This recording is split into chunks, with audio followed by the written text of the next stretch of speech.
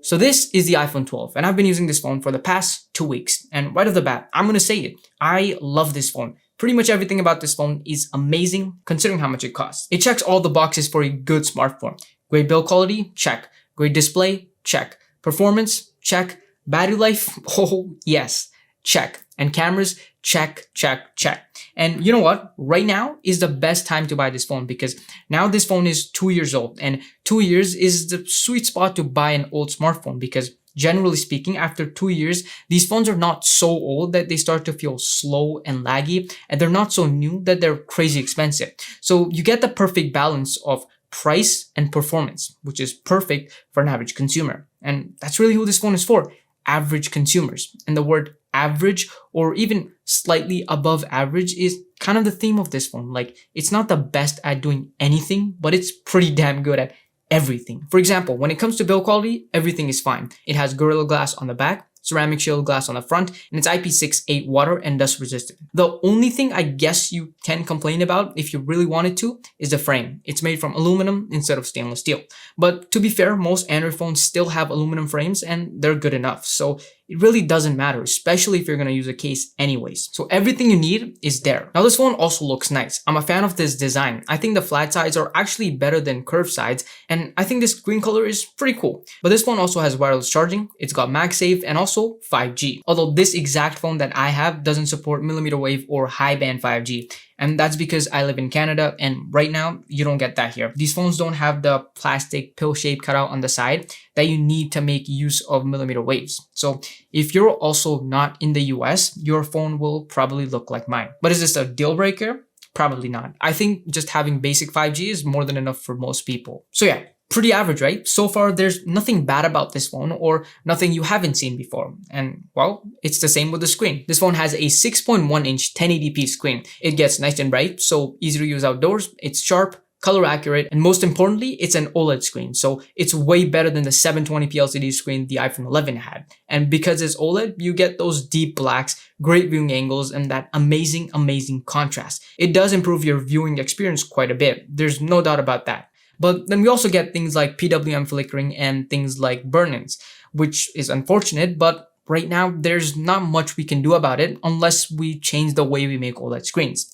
But if you don't know what I'm talking about, I made an entire video about it. I'll link it below. You can watch it later. Now, reading text and especially typing on this phone is not a problem. I can type long messages and emails and even write this script quite comfortably actually. And that's simply because of the screen size. You get a good sized keyboard on this phone. This is not a 12 mini, so you won't find any mini screen problems here. But just like the 12 mini, this phone also doesn't have 120 Hz. This may be a deal breaker for you if you're used to seeing 120 Hz on a phone, but if you're not, don't even worry about it because this phone still feels smooth, it's fast and responsive, and animations don't feel choppy or anything like that. In fact, I believe iPhones are among some of the most lag-free and smooth phones you'll ever use. And that's just because of great software optimization, and in this case, the A14 Bionic processor inside this phone, which is also 2 years old now. But it doesn't show its age. It's still super fast and really powerful. I was able to play graphically intensive games like Call of Duty on the best graphic settings and the best frame rate settings with 0 frame drops, no lag, nothing. I also decided to run a benchmark test, and here are the results. Now, when it comes to performing everyday tasks like calling, texting, browsing, watching YouTube, using social media, and stuff like that, this phone just flies through all of that. No problems whatsoever. So that's great. This one also has 4 gigs of RAM,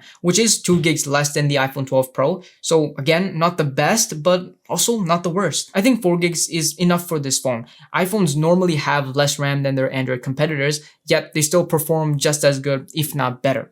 And yes, having more RAM is a good thing, but I think you'll be just fine with 4 gigs on this phone. Trust me. Okay, now this is the part of the video you really don't want to skip. Trust me, I'm gonna show you something. So this was in the background, and this is an iPhone 4 that has been torn apart and turned into art. And I actually did this all by myself. A company called X3 Art sent me this DIY kit that allows you to do stuff like this at home. And I love it. This DIY combo kit is their newest product and it has everything you need in one box. You don't need to buy anything separately. They send you the phone to take apart, all the necessary tools, glue, frame, and even the template. Literally everything. If you're interested, check out the first link in the description and use code SPIXEL at checkout to get a 10% discount. discount. I just really like the idea of turning old phones that don't work into these beautiful pieces of art instead of them most likely becoming e-waste. Plus, they look so nice. I feel like this is something you'll find displayed in a museum. It's so good. But this isn't the first time XRR has sent me something. They've also sent me some of their other products before, and I liked those too. So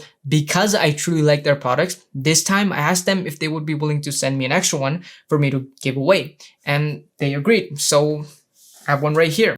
And one of you watching right now will win this. I'll tell you how to enter the giveaway at the end of the video. Right now, let's get back to the phone and let's talk about the battery life. So this phone has a 2815 mAh battery, which is actually a bit smaller than the iPhone 11's battery. However, because this phone has a newer and more efficient processor, the battery life on this phone is pretty damn good. Like, I was able to get around 3 hours of screen on time with like 40 to 50% battery remaining by the end of each day. And there were a few days where I got 5 hours of screen on time, but still had like 30% battery remaining. But this phone rarely went below 30% over the past 2 weeks of me using it. So let me tell you, this kind of battery life is definitely above average. I wouldn't be surprised if someone gets like 6 or even 7 hours of screen on time on this phone, which is considered to be a really good battery life. But keep in mind, I'm not a heavy user. I don't use Google Maps, I don't use 5G, I don't play games and stuff like that. The things that tend to use a lot of battery. So if you're gonna do all that stuff, just know that your numbers will be different than mine. However, regardless of what you do on this phone or how you use this phone,